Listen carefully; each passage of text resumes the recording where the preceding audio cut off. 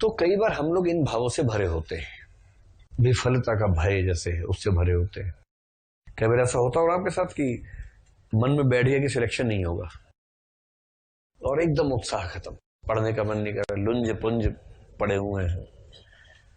सुबह उठे, क्या टाइम हुआ भाई? किसी ने 11 बज गए। ठीक है, कब उठोगे? एक बार 2 बजे पूछ लेना उठना है कि नहीं उठना। फिर 2 बजे लंच आ गया, भाई खा लो। छोड़ो, शाम को देखेंगे।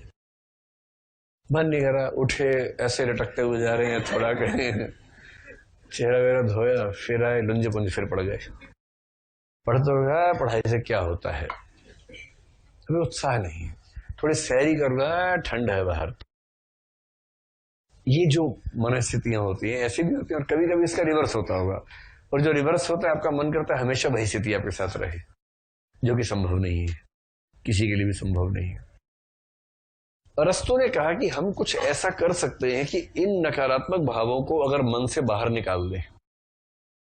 सोचिए, ये आपका हार्ट है, मान लीजिए आपका दिल है, और दिल में ये वाले भाव भी हैं, ये वाले भाव भी हैं।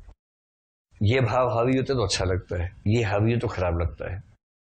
अरस्तु ने कहा कि अगर कोई ऐसा तरीका हो ना कि इन भावों को बाहर निकाल दे और वही भाव रह जाए, कितना अच्छा हो, मजा ही आ जाए। नकारात्मक भावों को मन से बाहर निकालने की प्रक्रिया ही कैथार्सिस है। तो ट्रेजेडी लेखन का उद्देश्य है पाठक का कैथार्सिस करना, या प्रेक्षक कौन होता है? जो नाटक देख रहा हो,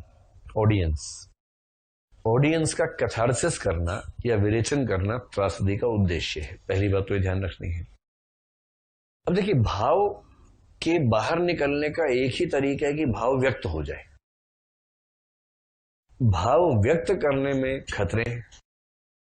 जैसे किसी को अपने बॉस से बहुत दिक्कत है ऑफिस में, और उसके मन में बार बार आता है, बॉस को देख के उसके मन में 5 गालियां आती है मजबूत किस्म की। बॉस को देखते ही, उसके बारे में सोचते ही 5 भारी भरकम गालियां मन में आती हैं।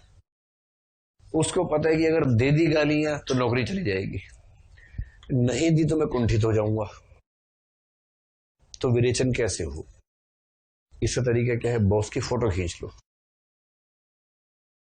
और अपने घर में एक पुतला बनाओ। टीचर पे भी ऐसा कर सकते हैं आप लोग, जिस जैसे तबाही हो सब पे कर सकते हैं। तो टीचर से दुखी हो तो उसका पुतला बनाओ घर पे, उसकी फोटो कहीं से लाकर चिपकाओ उसके चेहरे पे। पंचिंग बैग खरीद के लाओ।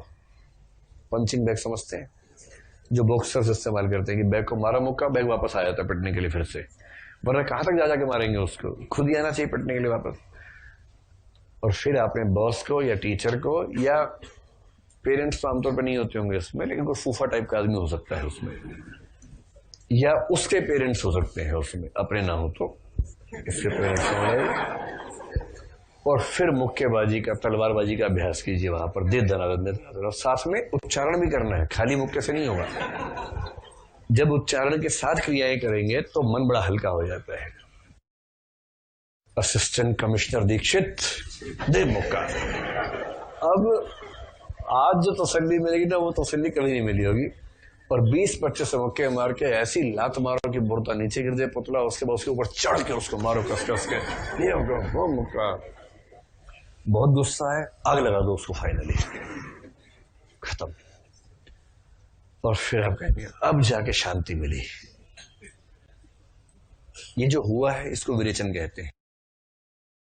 नकारात्मक भावों से मुक्त होने का एक ही तरीका है कि वो व्यक्त हो जाए, और आपने वास्तविक जीवन में व्यक्त कर दिए तो चीजें बिगड़ जाएंगी। जैसे भारत पाकिस्तान है, भारत के लोग पाकिस्तान से बहुत नाराज है अज्ञात कारणों से, जबकि वो जानते नहीं उनको।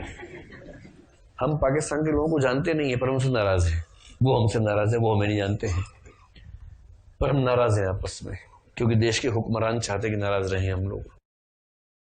बीच बीच में युद्ध का मूड बन जाता है।